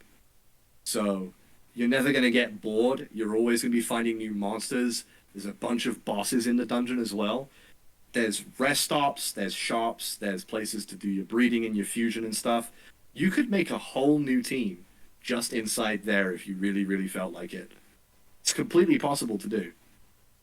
And I want it to be really not just a grueling climb, but also a playground for people who earnestly love the way this game is put together and want to see what it looks like when you have no restrictions, nothing standing in your way. It's just you, the environment, and the monsters, and you get to do whatever you want with them. Right? That's what that's for. It's a playground all the way up. Or down. Well, down is another thing. That might happen at some point. Well, I didn't want to infer any location as to the finale. That's all. Well, Uh, people already know what the central landmark of the Crown Nation is. It's like an open secret by now. Like, okay. obviously you go there, but I'm just playing it safe. But you're probably right. no, no, it's like obviously you go to Meru Spire at some point, but how far up or how far down it goes is another story. Yes. Gotcha. Well, that brings us to a close for all of our questions. It's Nice. been great to get to know you and share a bit of who you are with the whole fan Yeah. base and anyone watching. We We've are been going doing to, this for just over 2 hours, yeah, according to my timer. time flies. I don't have my timer up, but I believe you. This is the start of a series My of Discord client is modified to have a little voice chat timer. Discord mods. Interesting. Yeah, no, you can get like different clients. Discord's gonna ban me if they ever see this. You're technically not supposed to have them. But it's like some of this stuff is really common sense. You should just have this in the actual client. Come on. Anyway, Yeah, griping about social media and chat platforms another time. and as we all know, MSN Messenger's the best after all. Yeah, you can still get MSN. It's escargot now. I would say You can get any version of MSN. there's a good portion of the people listening to this that probably don't even know what MSN Messenger is, let alone Oh remember my using god, it. yeah. MSN, before you had like Discord kittens, you had like your girlfriend on MSN. That's Right? true. And it would show We're up. talking, It would show up with the yeah, little key, and it'd be like you have been added by. And like if it didn't look yeah, like a complete scammer, you'd accept it. Yeah, it was yeah. fun. Or the brief moment that Skype was useful, where you could just send like gigabytes over Skype for nothing. It was insane. Yeah. Discord can't even handle like 500 meg without paying for it. It's really sad. Yeah, it is. We need someone to bring back the good social media or messenger media, something. Anyway, this is going to be part of a series. We've got an interview with Jim Leader Ed coming up in the near future where Ahab and I will be chatting with him. A few other guests we've got in the pipeline that I think we're going to get on, interview a few people from the studio, like our great programmer Kyle, musician Onion, and the other musicians, Spud May on the TCG, Eric's on the World Design and Monster Design, and of course Kyle on the programming. So we're going to get you guys a chance to get to know everyone and bring in a few guests like Gym Leader Ed and just have fun with this series. Maybe we'll upload once a month or so. It's not going to be super regular, but when we find time, as Monster Crown 2 Sin Eater evolves and takes shape, and just kind of we talk about the genre in general because we do care about it a lot, even outside of Monster Crown. Absolutely. So yeah, Ahab, any final remarks or messages or threats for the listeners?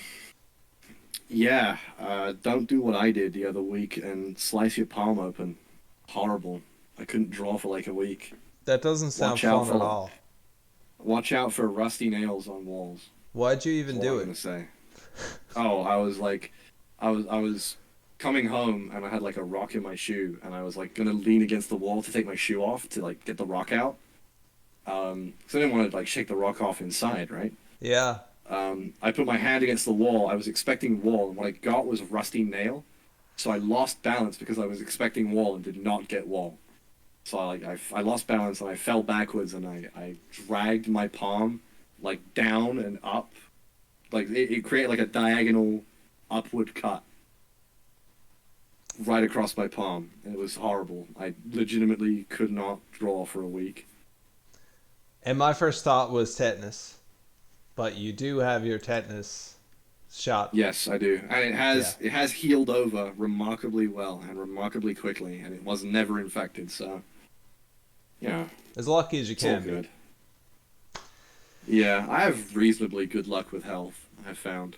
I still get my once a year absolutely decimating flu. Like I'm just completely immobile for a week.